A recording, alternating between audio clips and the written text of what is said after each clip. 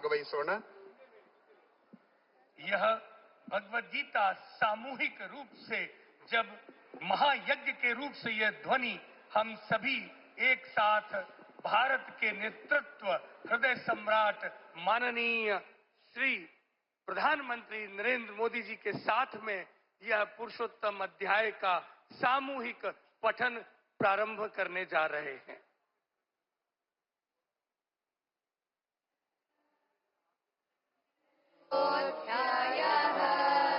पुरुषोत्तम प्राप्ति योगः.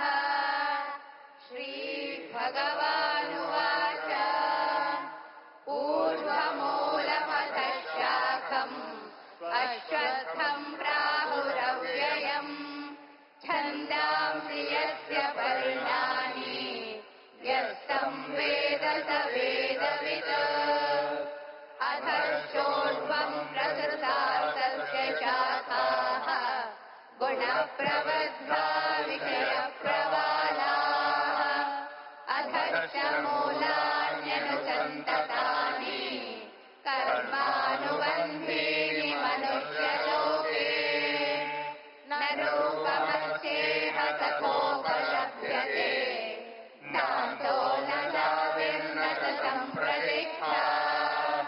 अश्वत्थमेनं सुविरूढमूलम् असङ्गशस्त्रेण दृढेन चित्वा. ततः पदम् तत्परिमार्गितव्यम् यस्मिन् गता न निवर्तन्ति भूयः. तमेव चाद्यम् पुरुषम् प्रपद्ये यतः प्रवृत्तिः प्रवृत्ता पुराणे. निर्माणमोहादिगतङ्गदोषाः अध्यात्मनित्या विनिवृत्तकामाः. द्वन्द्वैर्विमुक्ता सुखदुःखसंज्ञैः गच्छन्तमूढाः पदमव्ययम् तत्. न तद्भासयते सूर्यो न चान्द्रो न पावकः.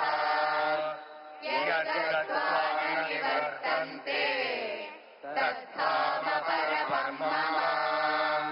ममैवांशो जीवलोके जीवभूतः सनातनः. मनश्चेष्टानीन्द्रियाणि प्रकृतिस्थानि करुषति.